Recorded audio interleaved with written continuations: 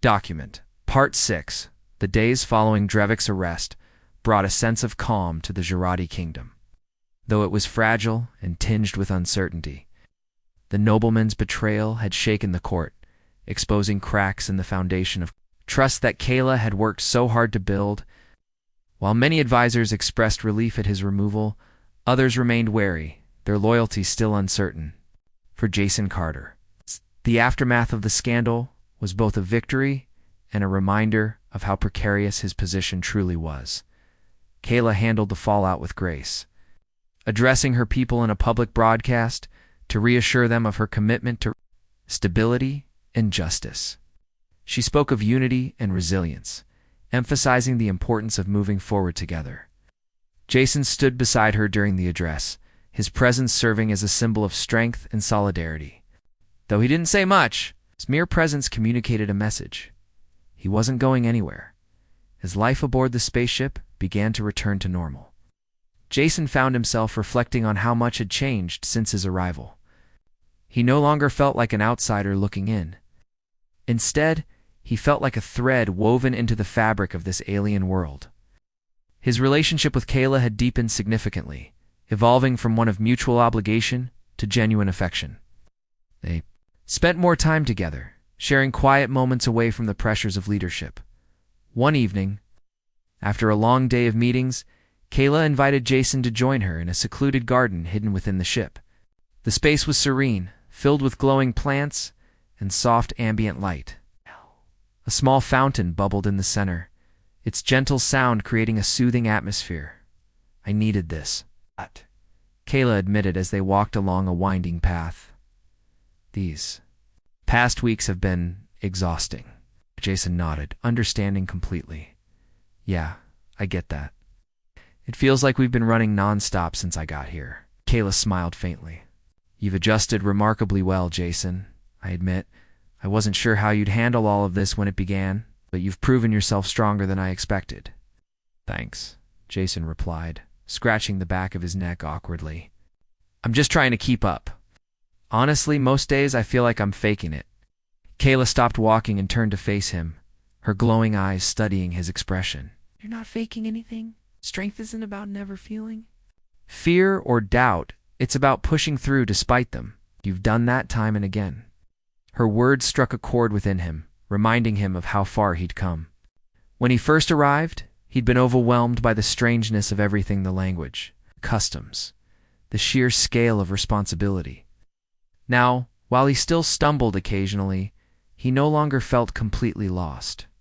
He had found his footing, thanks in part to Kella's guidance and support.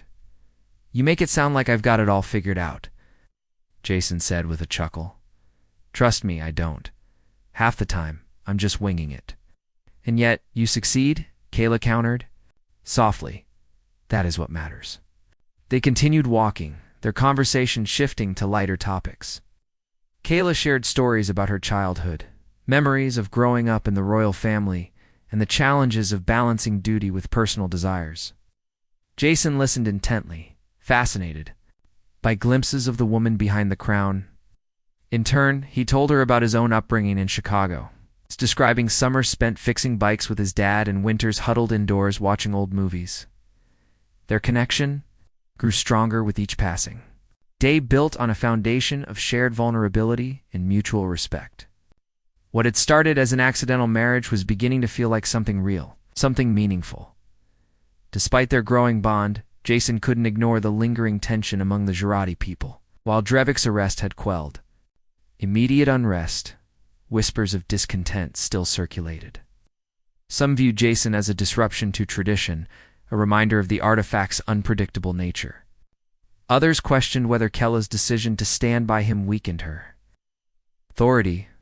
Ryan noticed the subtle hostility during one of their walks through the ship's common areas. "People are still talking, man," he said, glancing around at the curious stares. "Not everyone's happy about you being here." "I know," Jason replied, keeping his tone neutral. "But there's nothing I can do about it. All I can do is keep proving myself." "That's easier said than done," Ryan muttered. "These aliens aren't exactly rolling out the welcome mat." "It'll take time," Jason said firmly. "They'll come around or they won't. Either way, I'm not giving up. Ryan clapped him on the shoulder. Good attitude. Just don't let it get to your head, okay? You're still the same guy who used to fix cars in a garage. Jason grinned. Yeah, except now I fix spaceships. Their banter eased some of the weight pressing down on Jason, but it didn't erase the reality of the situation. He knew that earning the trust of the Girardi would be a slow and difficult process. Still, he refused to let doubt consume him. He had made progress, and that gave him hope. A few days later, Kayla approached Jason with an idea. There's a festival coming up, she explained. It's a celebration of our history and culture. I think it would be good for you to participate to show everyone that you're embracing this world. Jason hesitated. Public events always made him nervous, especially when they involved unfamiliar traditions. What would I even do? He asked. You'll join me in the ceremonial procession, Kayla replied. And afterward we'll host a feast. It's an opportunity to connect with the people, to show them that you're not just an outsider, but someone who cares about their future. Jason sighed, knowing she was right. Avoiding public appearances wouldn't help him win over skeptics. If anything, it would reinforce their doubts. Okay, he said finally, I'll do it. Preparations for the festival were intense, involving hours of practice and instruction. Jason learned intricate dance steps, memorized lines in the Girardi language, and practiced wearing elaborate ceremonial robes without tripping over them. Mira supervised his training, her sharp critiques pushing him to improve. You're doing fine, she assured him one afternoon as they rehearsed in a mirrored chamber. Just focus on staying calm. The crowd will respond to your confidence. Confidence, huh? Jason muttered, adjusting the heavy robe draped over his shoulders. Easy for you to say? You weren't born on Earth. Mira smirked. True, but you're learning quickly. That counts for something. By the time the festival arrived, Jason felt as prepared as he could be. The ship's main hall had been transformed into a vibrant celebration filled with colorful decorations, music, and laughter. As Jason and Kayla led the procession, he could feel the weight of countless eyes on him. Some gazes were curious, others skeptical, but none openly hostile. During the feast that followed, Jason mingled with the guests, making an effort to engage with as many people as possible. He complimented their attire, asked questions about their traditions, and even attempted a joke or two in broken Girardi. To his surprise, the responses were mostly positive. Laughter replaced suspicion, and smiles softened hardened expressions. Kayla watched from across the room, pride evident. In her glowing eyes, when their gazes met, she gave him a subtle nod of approval. Jason felt a surge of accomplishment. Realizing that he had taken another step toward earning the trust of the Girardi, as the night drew to a close, Jason found himself standing beside Kayla on a balcony overlooking the stars. The festival. Lights twinkled below, casting a warm glow over the ship. For the first time in what felt like forever, Jason allowed himself to relax, savoring the moment. You did well tonight, Kayla said quietly. The people saw a side of you they hadn't before. Yeah, I just tried to be myself, Jason replied. Well, as much as I could without messing everything up. Kayla laughed softly, the sound musical and light. Being yourself is enough. Jason, more than enough. They stood in comfortable silence, the vastness of space stretching endlessly before them. Jason felt a strange sense of peace, as if he had finally found his place, not just in this alien world, but in the universe itself. He glanced at Kayla, her shimmering form illuminated by starlight, and realized something profound. He wasn't just surviving anymore. He was thriving. For the first time. Jason allowed himself to imagine a future alongside Kalanaut, as an outsider forced into a role. But as a partner choosing to embrace it, their journey was far from over, but together they faced it with courage and determination. Whatever challenges lay ahead, they would face them side by side. And in that moment, surrounded by the beauty of the cosmos and the warmth of newfound love, Jason Carter knew he was home. Document. Part 5. Jason Carter sat in the dimly lit chamber. his chest still heaving from the adrenaline rush of escaping the attack. His mind raced as he replayed the events of the past hour. The diplomatic summit had been a disaster of violent ambush that left the Grand Hall in chaos and forced him to flee for his life. He clenched his fists, frustration bubbling inside him. How could he protect Kayla and the kingdom if he couldn't even figure out who was behind the attack? The door to the chamber slid open suddenly and Ryan stumbled in, panting heavily. "You okay?" Ryan asked, his voice tinged with worry. "I'm fine," Jason replied, though his tone suggested otherwise. "What about Kayla? Did she make it out safely?" Ryan nodded. "Yeah, the guards got her to a secure location. She's safe for now." "For now?" Jason repeated grimly. "That's not good enough. Whoever sent those attackers isn't going to stop until they get what they want.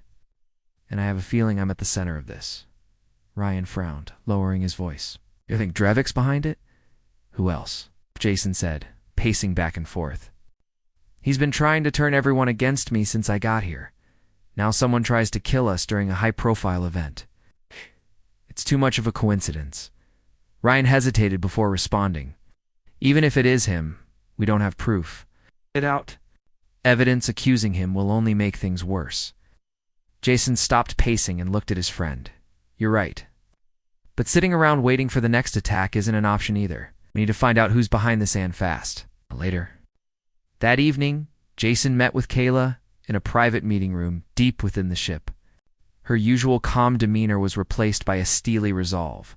Her glowing skin dimmed slightly as if reflecting the gravity of the situation.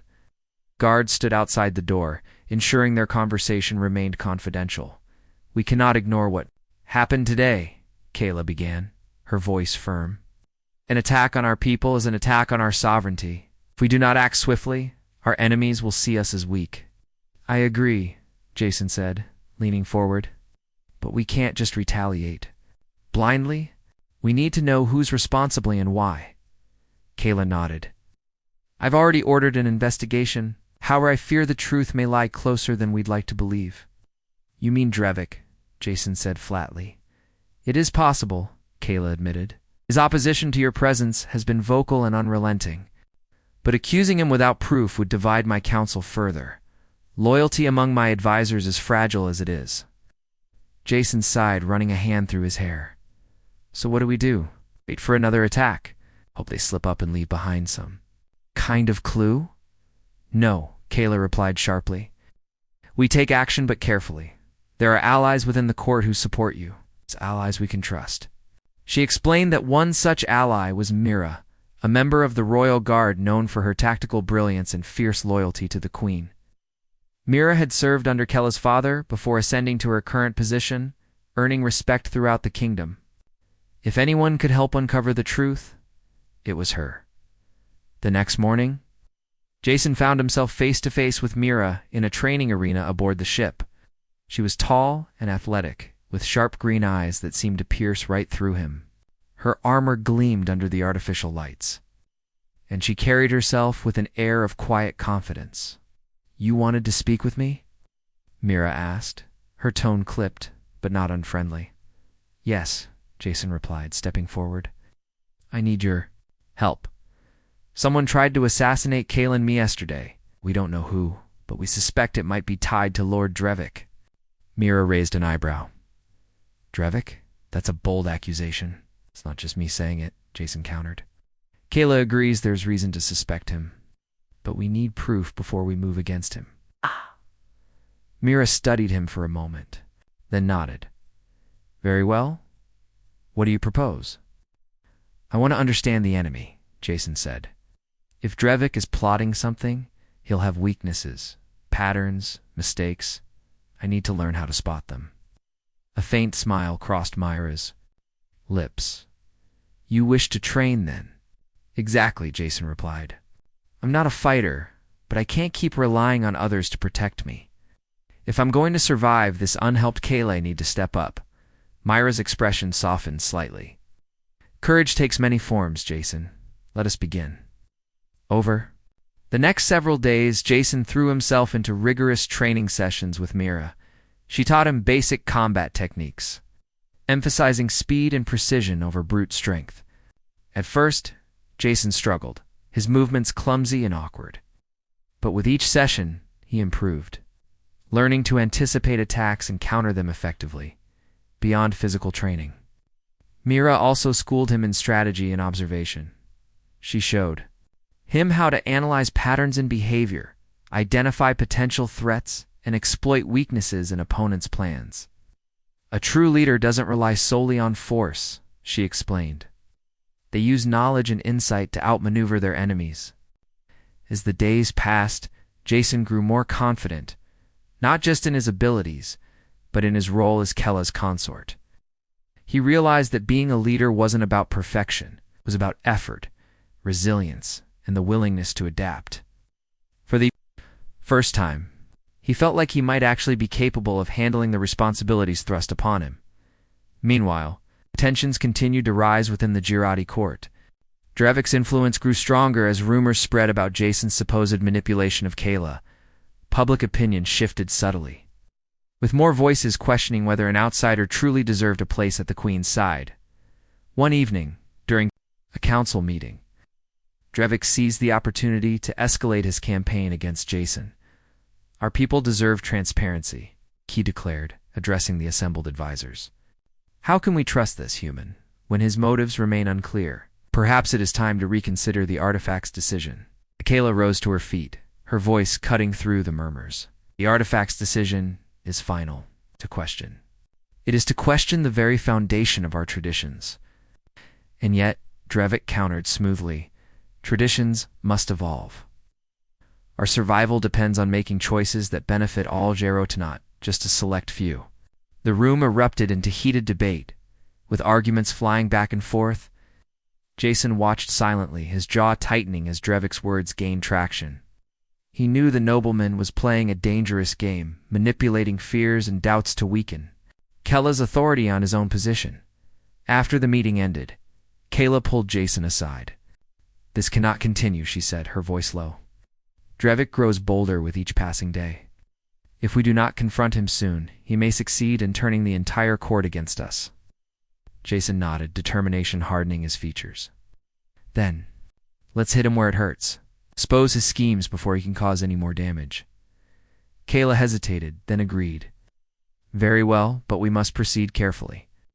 One misstep could cost us everything." With Myra's guidance, Jason devised a plan to gather evidence against Drevik. Using his newfound skills in observation, he began monitoring the nobleman's movements, noting suspicious interactions, and recording conversations whenever possible. It was risky work, requiring stealth and quick thinking, but Jason refused to let fear hold him back. One night, while exploring a restricted section of the ship, Jason overheard a conversation between Drevik and one of his associates. They spoke in hushed tones, discussing plans to sabotage a crucial trade agreement with a neighboring star system. The goal, it seemed, was to destabilize Kella's rule by creating economic turmoil. Jason recorded the exchange using a small device Mira had provided, careful not to alert the conspirators. When he returned to Kayla, she listened intently to the recording, her expression darkening with each passing second. "This is all the proof we need," she said finally. "Drevik's treachery will not go unpunished." Armed with the evidence, Kayla called an emergency session of the council. Before the gathered advisors, she revealed Drevik's plot, playing the recording aloud for everyone to hear. Gasps of shock rippled through the room as the truth came to light. Drevik paled visibly, stammering denials that rang hollow in the face of irrefutable proof. "This is a fabrication," protested. "A trick designed to discredit me." "The recording speaks for itself," Kayla replied coldly. "Your betrayal has endangered our people and undermined the stability of this kingdom. You will answer for your crimes." Guards moved in to arrest Drevik, dragging him from the chamber as cries of outrage echoed behind them. Time and weeks, the atmosphere shifted from tension and distrust to relief and unity. As the council dispersed, Kayla turned to Jason, a rare smile gracing her lips. "You have proven yourself today, Jason, not just as my consort, but as a protector of this kingdom." Jason felt a surge of pride. tempered by humility. I couldn't have done it without your trust. Dormira's help. Kayla placed a hand on his shoulder, her touch warm and reassuring. Leadership is never achieved alone. Together, we are stronger. In that moment, Jason realized something profound. He was no longer the reluctant outsider struggling to adapt. He had become a vital part of this world, a partner to Kayla, and a defender of their shared future. The road ahead would still be challenging, but for the first time, he felt ready to face whatever came next. Document. Part 4. Jason Carter had finally started to feel like he was making progress. He wasn't exactly thriving, but he was surviving, and that was something. The Girardi customs, once so foreign and confusing, were beginning to make a little more sense. His clumsy attempts at telepathic communication were improving, though he still accidentally broadcasted stray thoughts. Now and then, like the time he unintentionally shared his memory of eating cold pizza for breakfast. Much to the amusement of nearby Girardi, even the disapproving glances from Keela's advisors had lessened, replaced by cautious curiosity. But just as Jason began to settle into his new role, trouble stirred beneath the surface. Not everyone in the Girardi kingdom welcomed him or trusted him. One person in particular made no effort to hide their disdain. Lord Drevik, a cunning nobleman with sharp features and an even sharper tongue. Drevik had been a thorn in Jason's side since the day he arrived, openly questioning whether an outsider deserved to stand beside the queen. Drevik's criticisms weren't subtle. During council meetings, he often interrupted discussions too, voices concerns about Jason's presence. The artifact may have chosen him, Drevik said one afternoon, his tone dripping with sarcasm. But we must ask ourselves, is this truly what our people need? A stranger from another world, unfamiliar? With our ways, thrust into a position of power?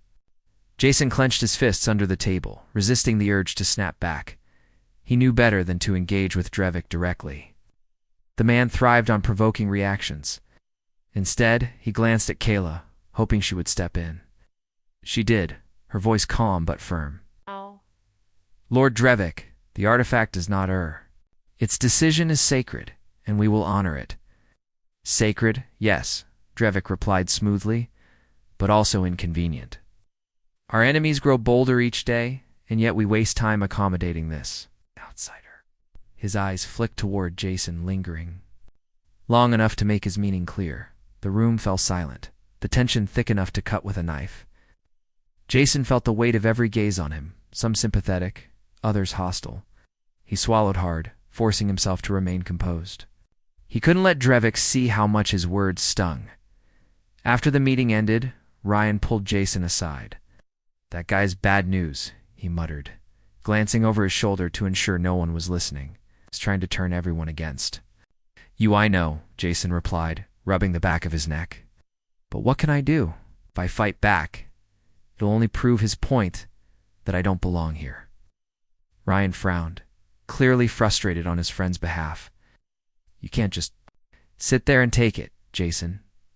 You've got to stand up for yourself." "I am standing up for myself," Jason said quietly. "By staying quiet. By showing them I'm not going anywhere, no matter how much they try to push me out." It was a risky strategy, but Jason believed it was his best option for now. He couldn't afford to alienate the very people he needed to win over. Patience, he reminded himself, was key. Still, Drevik's hostility gnawed at him, planting seeds of doubt that sprouted in the quiet moments when he was alone. Things escalated a few days. Later, when rumors began circulating among the Girardi, whispers reached Jason's stories, claiming he was manipulating Kayla, using her trust to gain control over the kingdom. At first, he dismissed them as idle gossip, the kind of nonsense that always followed change. But as the rumors spread, he realized they weren't random. Someone was deliberately sowing discord, painting him as a threat to the stability of the realm. Kayla confronted him about it one evening after dinner. "We heard the things people are saying?" she asked, her glowing eyes searching his face. Jason nodded grimly. "Yeah, I've heard. And I know where it's coming from." "Drevik," Kayla said, finishing his thought. Her expression hardened. "He has been undermining you since your arrival. These lies are his doing." "What do we do about it?" Jason asked, leaning forward. I can't keep letting him drag my name through the mud. People are starting to believe this stuff. We address it publicly, Kayla replied. At the next gathering, I will speak on your behalf. My word carries weight, and I will not allow falsehoods to tarnish your reputation. Jason appreciated her support, but he couldn't shake the feeling that it wouldn't be enough. Words could counter rumors, but actions spoke louder. He needed to prove himself to show the Girardi that he wasn't the manipulative outsider Drevik claimed he was. The opportunity came sooner than expected. A diplomatic summit was scheduled for the following week, bringing representatives from neighboring star systems to discuss trade agreements and alliances. Jason was invited to attend, a gesture Kayla hoped would demonstrate his growing importance within the kingdom. It was a chance to silence his critics, but also a chance to fail spectacularly if he didn't handle it well on the day of the summit. Jason dressed in traditional Girardi attire, flowing robe adorned with intricate patterns that shimmered faintly in the light. He felt ridiculous wearing it, but Kayla assured him it was necessary for appearances. First impressions matter, she explained. This is your chance to show them who you are. As they entered the grand hall where the summit was being held, Jason felt the familiar pang of unease.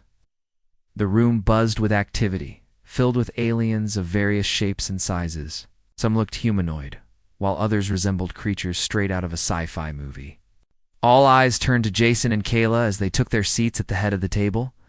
The proceedings began with formal introductions, followed by discussions on trade routes and resource exchanges. Jason listened intently, doing his best to follow along despite the complex jargon. When it was his turn to speak a moment, Kayla had carefully arranged, he stood up, his heart pounding. I know many of you have questions about me, he began, his voice steady despite his nerves, and I understand why. I'm not from this world and I didn't ask to be here, but I'm learning. Every day I'm learning about your culture, your history, and your hopes for the future. I may not have all the answers, but I'm committed to earning your trust. The room remained silent, the weight of his words hanging in the air. For a moment, Jason feared he'd said too little or too much. Then, slowly, a few of the representatives nodded in acknowledgement. It wasn't a standing ovation, but it was a start. Unfortunately, the summit took a darker turn later that evening. As Jason and Kayla prepared to leave, a sudden commotion erupted outside the hall. Guards rushed in, their weapons drawn, shouting warnings in Girardi. Before anyone could react, a group of masked assailants stormed the room, firing energy blasts that sent chaos rippling through the crowd. Jason instinctively grabbed Kayla's arm, pulling her behind a pillar for cover. His mind raced as he tried to process what was happening. Was this an assassination attempt? Who were these attackers? Stay close to me, Kayla whispered, her voice tight with urgency. We need to get to safety. Easier said than done.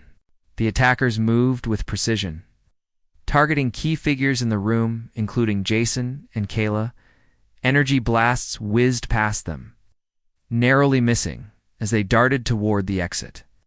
Ryan appeared out of nowhere, dragging Jason further into the fray. They're after you, Ryan shouted, shoving Jason toward a hidden door. Go get out of here. But Kayla, Jason protested, glancing back at the Queen. She'll be fine, Ryan insisted. You're the one they want. Reluctantly, Jason obeyed, slipping through the door just as another blast shattered the wall behind him. Found himself in a narrow corridor, dimly lit and eerily quiet. His heart pounded as he ran, knowing full well that escape wouldn't solve anything.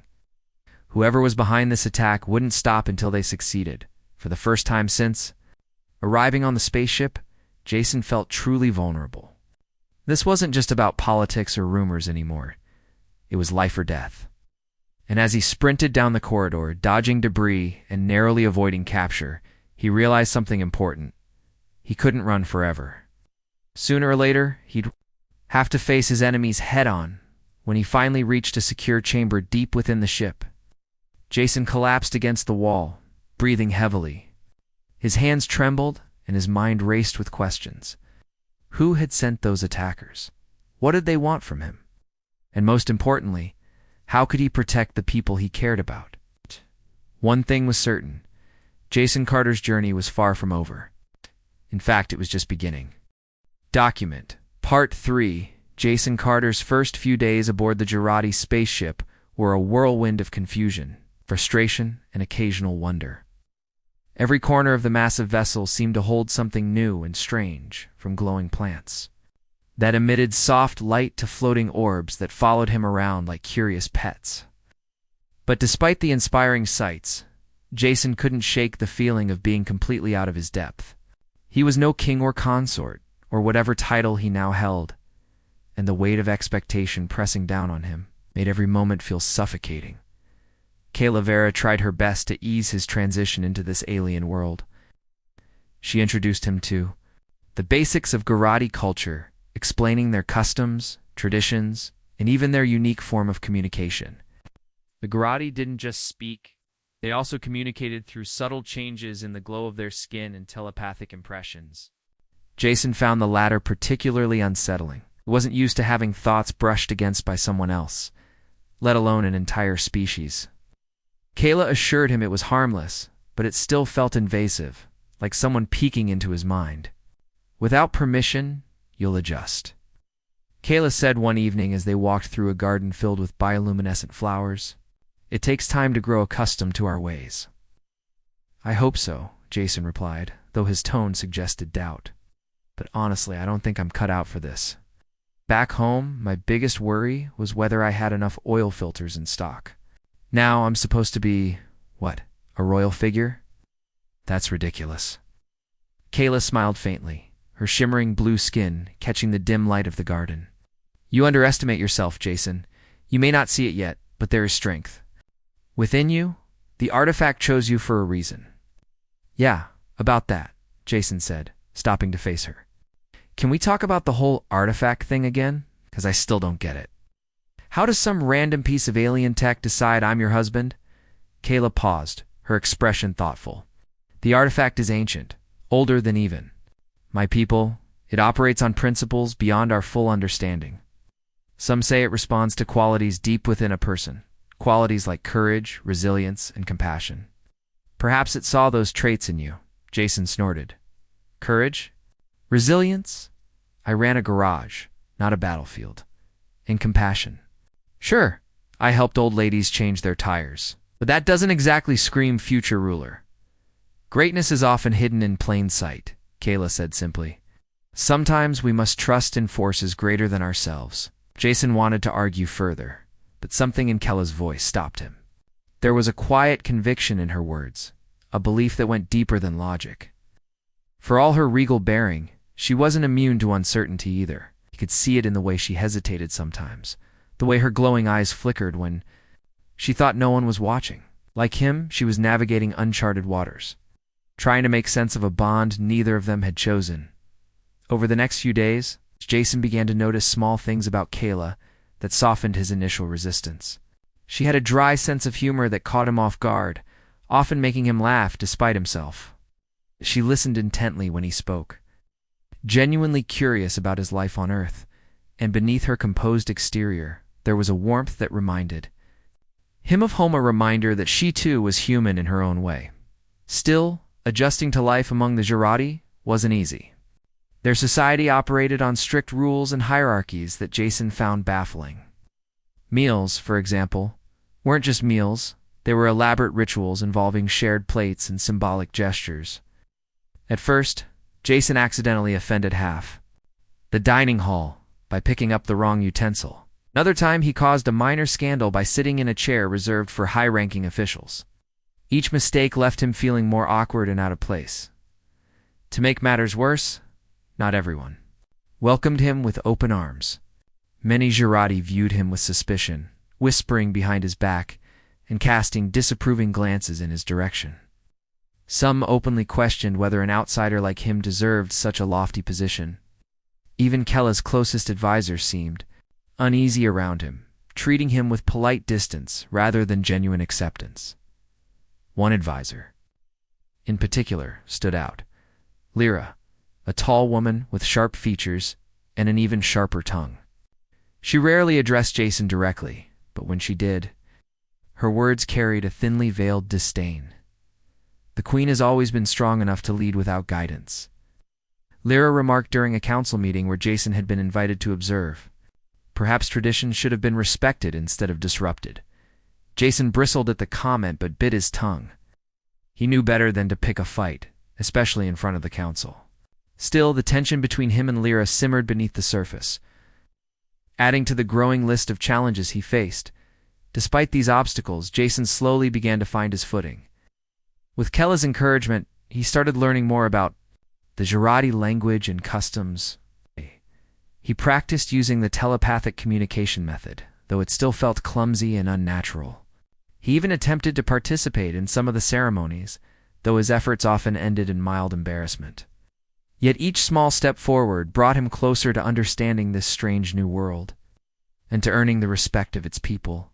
Ryan, meanwhile, remained a constant source of support.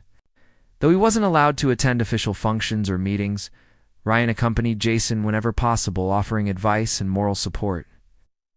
His presence was a comforting reminder of Earth, a tether to the life Jason had left behind.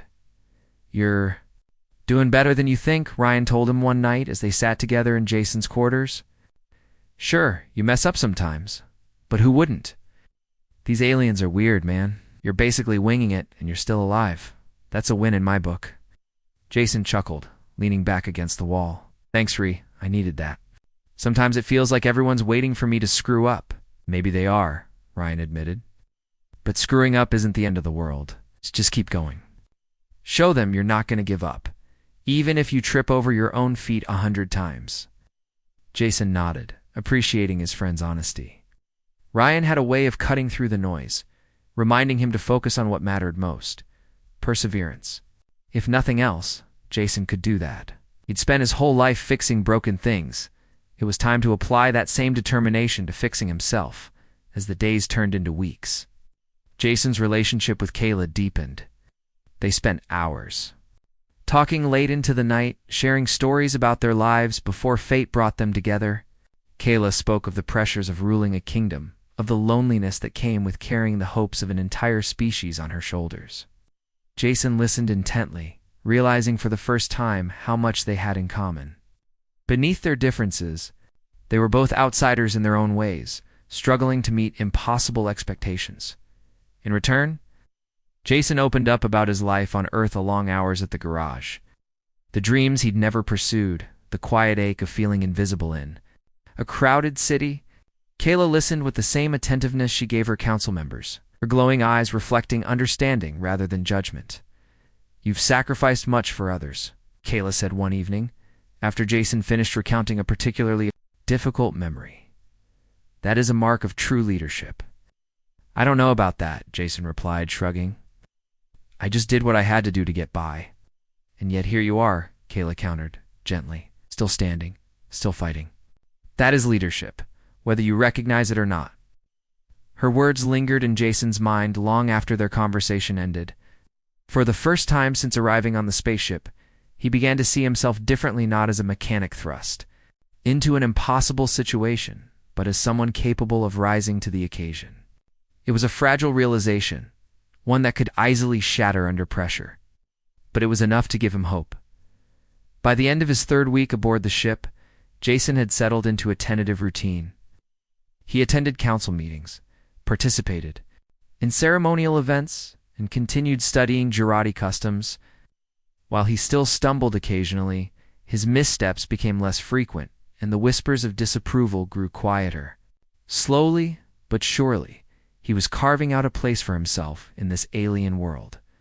Yet even as he adapted, Jason couldn't forget the life he'd left behind. He missed the familiarity of Earth's, the smell of gasoline in the garage, the sound of rain tapping against his apartment window, the camaraderie of his coworkers. Most of all, he missed the simplicity of knowing who he was and where he belonged. Still, as he stood beside Kayla one morning, gazing out at the endless expanse of stars visible through the ship's observation deck, Jason felt a flicker of something, unexpected belonging. It was faint, barely noticeable, but it was their quiet acknowledgement that perhaps, just perhaps, he wasn't as lost as he'd once believed. "This view never gets old," Kayla said softly, breaking the silence. No. Kidding, Jason replied, smiling faintly. It's kind of beautiful, isn't it? Yes, Kayla agreed, turning to look at him. Beautiful and unpredictable. Much like life itself, Jason nodded, echoing her sentiment. Life had certainly taken an unpredictable turn, dragging him far from everything he'd ever known. But as he stood there, surrounded by the vastness of space and the promise of a future he couldn't yet imagine, he realized something important. Unpredictability wasn't always a bad thing. Sometimes it was the start of something extraordinary. Document. Part 2. Jason Carter stood frozen, his mind racing as the Jurati Queen. Kayla Vera explained the significance of the artifact and the ceremony he had inadvertently triggered. He wasn't sure what was more overwhelming, the fact that he was standing on an alien spaceship, or the idea that he was now somehow married to an alien queen. The whole situation felt surreal, like a fever dream he couldn't wake up from. Kella's calm demeanor didn't help ease his nerves. She spoke with such authority and certainty, as if this kind of cosmic mix-up happened all the time. Jason opened his mouth to protest again, but before he could say anything, the room filled with more Jurati. They moved gracefully, their shimmering robes flowing behind them as they took their places in a semicircle around him and Kayla. The air seemed to hum with anticipation, and Jason realized with growing dread that the ceremony was already beginning. "What's going on?" Jason whispered to Ryan, who was still standing beside him, looking just as confused and terrified. "I don't know, man," Ryan replied, his voice trembling. "But I think we're about to find out." A tall Girati elder stepped forward, holding a glowing orb in his hands. The orb pulsed with light, casting intricate patterns across the walls of the chamber.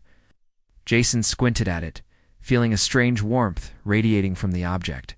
It was mesmerizing, almost hypnotic, and he found himself unable to look away. "The celestial bonding ceremony will now commence," the elder announced in a deep, resonant voice. "Through this sacred ritual, the chosen consort will unite with Queen Kayla Vera, forging a bond that transcends worlds and ensures peace between our peoples." "Wait, hold on," Jason blurted out, finally finding his voice. "I didn't agree to any of this. You can't just force me into some marriage thing." Kayla turned to him, her glowing eyes softening slightly. "I understand your confusion, Jason. This is not how you imagined your life unfolding, nor is it how I envisioned mine. But the artifact has spoken, and its decision is final. To defy it would bring chaos to my people and yours." Her words carried weight, but Jason still struggled to accept them. "But I'm not even from your world. I'm just a regular guy. I fix cars for a living. I don't know anything about ruling kingdoms or being someone's husband." "You are more than you believe," Kayla said gently. "The artifact saw something in you, something worthy. Trust in its wisdom and in yourself." Before Jason could argue further, the ceremony continued. The elder raised the glowing orb high above his head, and the other Girati began chanting in a language Jason didn't understand. The sound was melodic, almost soothing, but it did little to calm his racing heart. He glanced at Ryan, who gave him a helpless shrug. There was nothing either of them could do to stop what was happening. Moments later, 2 guards approached Jason and led him to stand beside Kayla. She looked at him with a mixture of reassurance and determination, though Jason could sense the faintest hint of uncertainty in her gaze. For all her poise and confidence, she was just as caught off guard by this situation as he was. That realization made him feel slightly less alone, though it didn't make the circumstances any less bizarre. The elder placed the orb between Jason and Kayla, and a beam of light shot upward, forming a shimmering arch above their heads. The light enveloped them both, warm and tingling against Jason's skin. He felt a strange sensation, like something brushing against his mind a presence. Gentle yet probing. It wasn't painful, but it was deeply unsettling, as if the universe itself was peering into his soul. "This bond is eternal," the elder declared, his voice echoing through the chamber. "Through it, you are united as one, 2 hearts too. Destinies intertwined forever." Jason wanted to scream, to run, to do anything to escape this madness. But the light held him in place, and the weight of the moment pressed down on him. He glanced at Kayla, whose expression remained composed, despite the swirling emotions Jason could see flickering in her eyes. She reached out and took his hand, her touch surprisingly human-like, despite her otherworldly appearance. Her grip was firm, grounding him in a way he hadn't expected. "Do not fear," she whispered, so softly that only he could hear. "We will face this together," for reasons he couldn't explain. Her words brought him a small measure of comfort. Maybe it was the sincerity in her voice, or maybe it was the simple fact that she seemed just as trapped in this situation as he was. Whatever the reason, Jason found himself nodding slowly, accepting for now that there was no turning back. When the light faded and the chanting ceased, the chamber fell silent. The elder lowered the orb and bowed deeply to Jason and Kayla. "The bond is complete," he announced. "You are now united as queen and consort of the Girardi people." Jason blinked, trying to process what had just happened. Had that really been a wedding? It felt more like some kind of cosmic ritual, one that left him with more questions than answers. Was he really married to Kayla now? Did that mean he had responsibilities? What about Earth? Would he ever see Tor Ryan again? Ryan, sensing his friend's distress, stepped forward cautiously.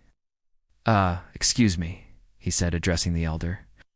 "Does this mean Jason has to stay here permanently?"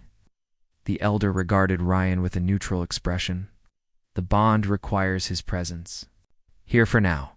However, arrangements may be made to return him to his homeworld once the initial obligations are fulfilled." "That doesn't sound too bad," Ryan muttered under his breath, though Jason wasn't convinced. He had a sinking feeling that initial obligations might involve a lot more than he was prepared for. Kayla turned to Jason, her expression serious but kind. "I know this is overwhelming for you, and I assure you, I do not take this lightly. You have my word that I will do everything in my power to help you adjust to your new role and to ensure your safety while you are here." A hand through his hair. "Look, I appreciate that, but this isn't exactly what I signed up for." "I didn't sign up for anything, actually. I just want to go home, and you will," Kayla promised.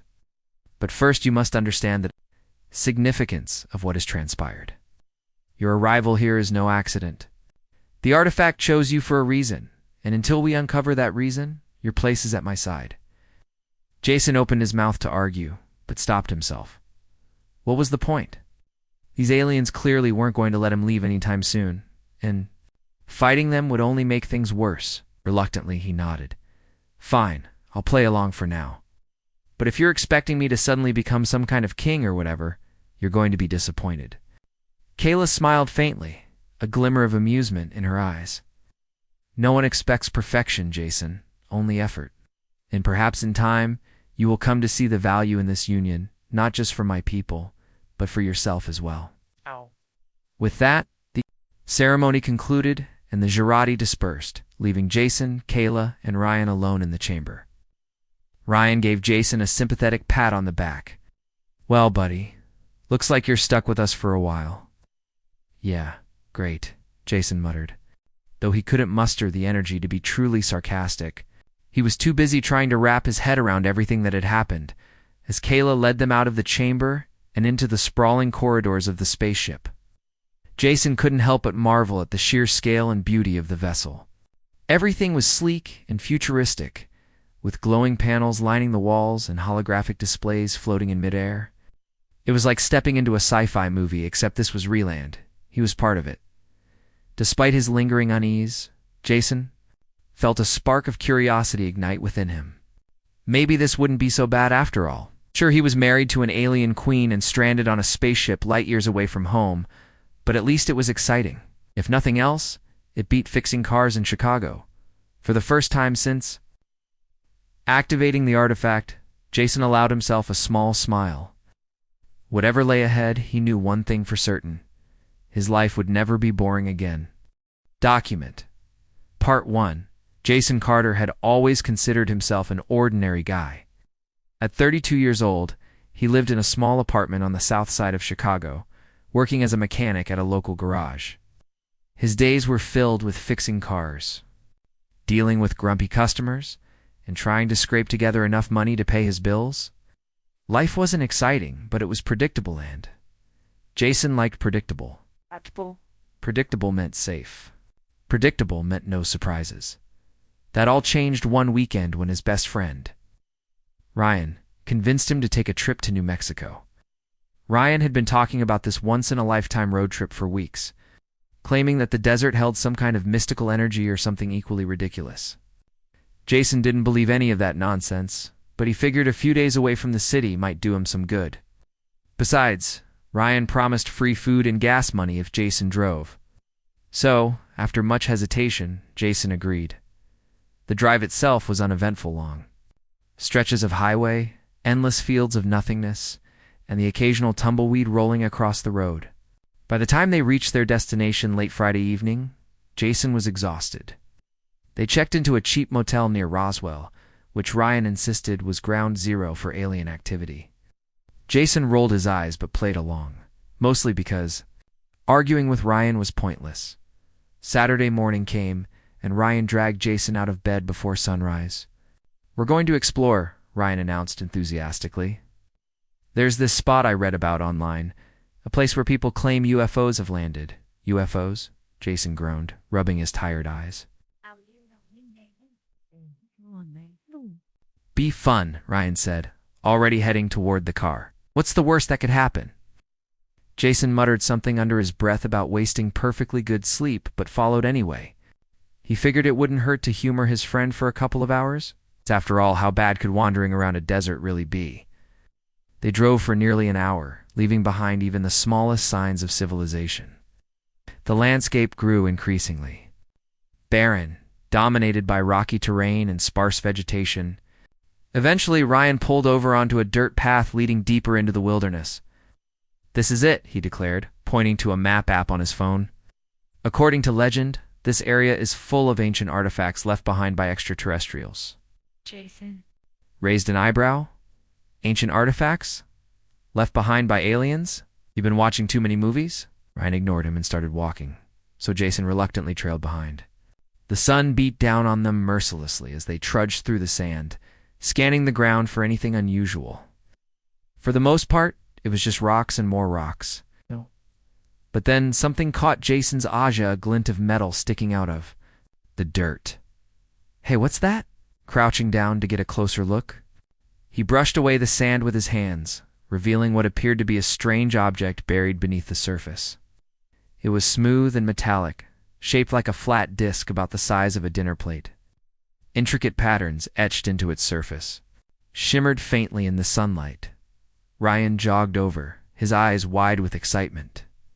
"Whoa, that's not normal. I mean, look at those designs. They don't look human-made." Jason frowned.